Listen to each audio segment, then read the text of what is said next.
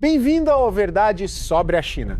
Dizem que quanto mais forte é a luz no palco, mais escura fica a sombra atrás da cortina. E poucas coisas a China colocou tão no centro do palco quanto seus trens de alta velocidade. Durante anos, Pequim vendeu ao mundo a imagem de um país que havia saltado direto para o futuro. Trilhos brilhando, estações gigantescas, vagões modernos, velocidade de avião e pontualidade de relógio suíço. Era quase uma propaganda perfeita. Enquanto outros países discutiam orçamento, licitação e buraco no asfalto, a China aparecia dizendo: olhem para nós colocamos o futuro sobre trilhos. Só que o problema do futuro é simples. Quando ele começa a tremer demais, o passageiro percebe que talvez tenha comprado uma passagem não para o amanhã, mas para uma obra inacabada andando a 300 km por hora. Nos últimos tempos, vídeos gravados por passageiros dentro desses trens começaram a circular na internet chinesa. E o que aparece ali não combina muito com o comercial de TV. Em uma gravação feita em uma viagem saindo de Changchun, assim que o trem começa a se mover, a promessa de conforto vira uma pequena sessão de susto. O assento vibra, a mesa treme, copos deslizam sozinhos, garrafas d'água pulam como se estivesse em cima de uma máquina de lavar no modo centrifugação. Era para ser uma viagem suave, daquelas em que a pessoa toma café, mexe no celular e talvez até esqueça que está se movendo. Mas pelo vídeo, a sensação parece mais próxima de um ônibus velho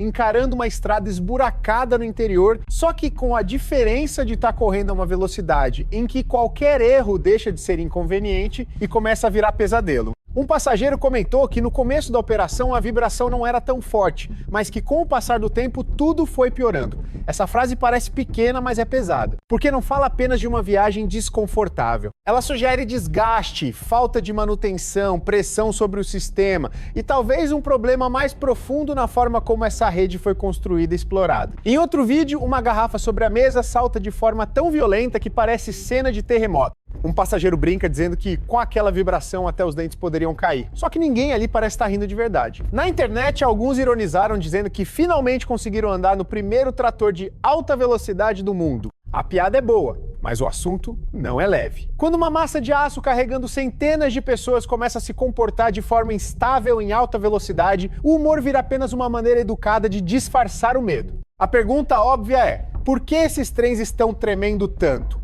Especialistas apontam várias possibilidades, como desalinhamento entre rodas e trilhos, desgaste acelerado e uso intenso demais. Um ponto delicado está no tipo de via usado em muitas linhas chinesas, a chamada via sem lastro, ou seja, sem aquela camada tradicional de brita sobre os trilhos. No papel, ela é moderna, estável e precisa. No começo, pode funcionar muito bem, mas quando succede, quando a estrutura envelhece ou quando surge uma pequena deformação, corrigir o problema não é tão simples quanto em uma ferrovia convencional. Não é como trocar o pneu do carro no acostamento. É uma estrutura rígida, cara e difícil de ajustar.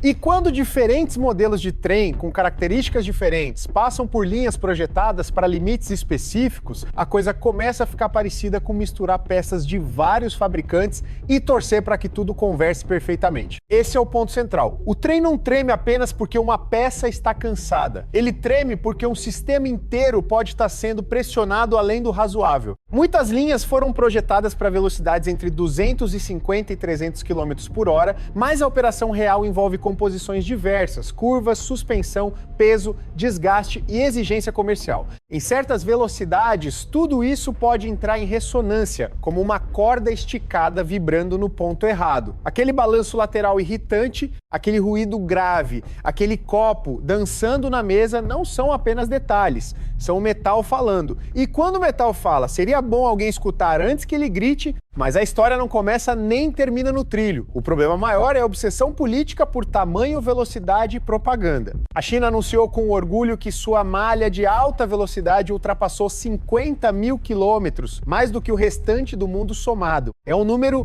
impressionante. Dá para colocar no outdoor, no discurso oficial, no vídeo institucional com música épica. Só que números grandes também podem esconder contas grandes, riscos grandes e responsabilidades ainda maiores. Construir rápido é bonito na inauguração.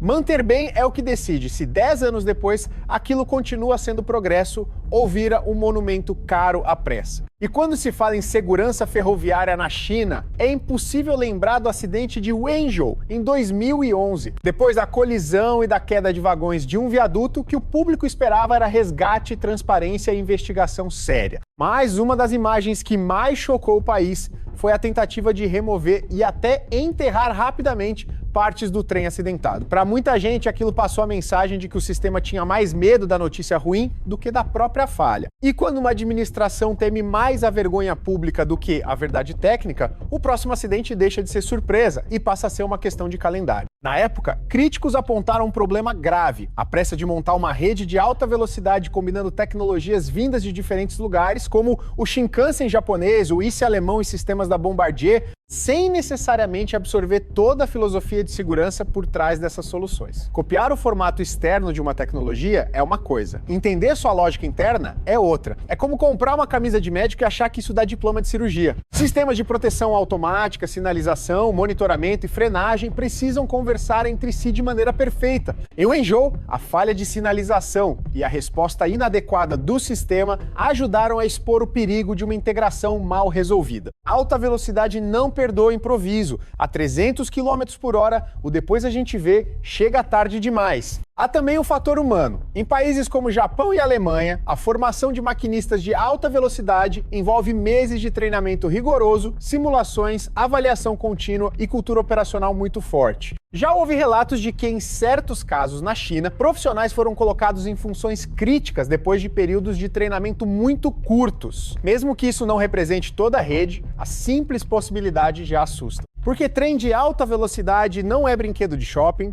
não é carrinho de parque, não é aplicativo que se atualiza depois do erro. Ali, uma decisão errada de segundos pode afetar centenas de vidas. A tecnologia pode ser moderna, mas se a cultura de segurança for rasa, o sistema inteiro fica vulnerável. E os sinais continuam aparecendo. Trens parados por falha mecânica, passageiros retirados em estações sem explicação clara, composições que perdem energia durante a noite, obrigando pessoas a caminhar por trilhos escuros para embarcar em outro trem, incêndios em equipamentos, como no caso de um trem G281, em que um transformador ligado ao sistema de tração explodiu, abrindo um buraco na lateral do vagão e espalhando fumaça escura. Felizmente não houve mortes, mas a pergunta é inevitável. E se isso tivesse acontecido dentro de um túnel? E se fosse em uma ponte? E se o socorro demorasse?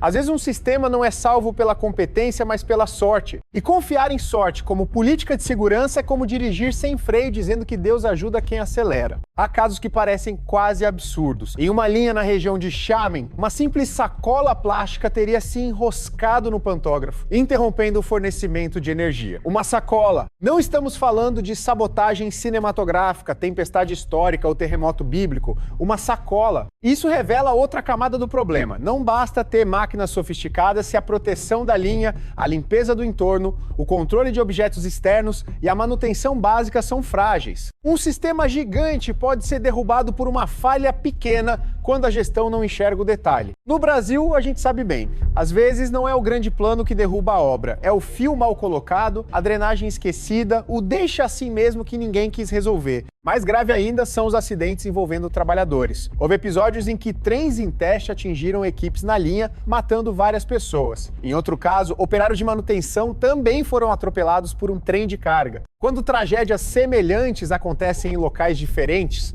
no mesmo ambiente operacional, fica difícil chamar tudo de azar. Isso aponta para falhas de comunicação, controle de acesso, coordenação de horários, bloqueio de trilhos e respeito ao protocolo. Segurança ferroviária não é discurso bonito. É rotina chata, repetitiva, rígida e às vezes, cara, mas é justamente essa chatice que impede funerais. Para entender a diferença, basta olhar para o Japão. O Shinkansen não virou referência mundial apenas porque é rápido ou lean. Ele virou referência porque foi construído em torno de uma obsessão: evitar que o passageiro que sai de casa dizendo até logo, não volte mais. Desde 1964, o sistema japonês mantém um histórico impressionante de segurança em acidentes operacionais envolvendo passageiros. Isso não nasceu de mágica, nasceu de projeto separado de outras linhas, ausência de passagens de nível, detecção rápida de terremotos, paralisação noturna para manutenção pesada, inspeção contínua e troca preventiva de peças. O Japão não espera a peça quebrar para descobrir que ela era importante. Ele troca antes. É caro? É. Dá trabalho? Muito. Aparece pouco na propaganda? Quase nada. Mas é isso que separa transporte público sério de espetáculo com rodas. A China conseguiu aprender, comprar e adaptar muito da parte visível da alta velocidade. Construiu estações enormes, linhas longuíssimas e trens bonitos, mas há uma coisa que não se copia com contratos de transferência tecnológica: cultura de segurança. Isso não vem em manual traduzido, não se instala como software, não se inaugura com faixa vermelha e discurso oficial. Cultura de segurança se constrói quando o sistema aceita parar, investigar, corrigir, punir erro real e ouvir alerta antes do desastre. Se o objetivo principal é parecer invencível, qualquer alerta vira incômodo. E um alerta ignorado hoje pode virar manchete amanhã. Agora vem o outro trilho dessa história: dinheiro. Porque trem de alta velocidade não anda só com eletricidade, ele anda com financiamento, juros, subsídio e dívida. A China State Railway Group carrega uma dívida estimada em cerca de 6 trilhões de yuans, convertendo de forma aproximada para o bolso brasileiro, usando um câmbio recente perto de 1 yuan para R$ 0,72, isso dá algo em torno de R$ 4,3 trilhões. Para comparar, é uma montanha de dinheiro tão grande que até planilha de contador pediria férias. Só os juros anuais já engolem valores gigantescos. E quanto maior a rede, maior a conta. Trilho precisa de inspeção, estação precisa de equipe, trem precisa de manutenção, energia precisa ser paga, peça precisa ser trocada, túnel precisa ser monitorado. Para sustentar esse monstro, a empresa ferroviária precisa gerar receita.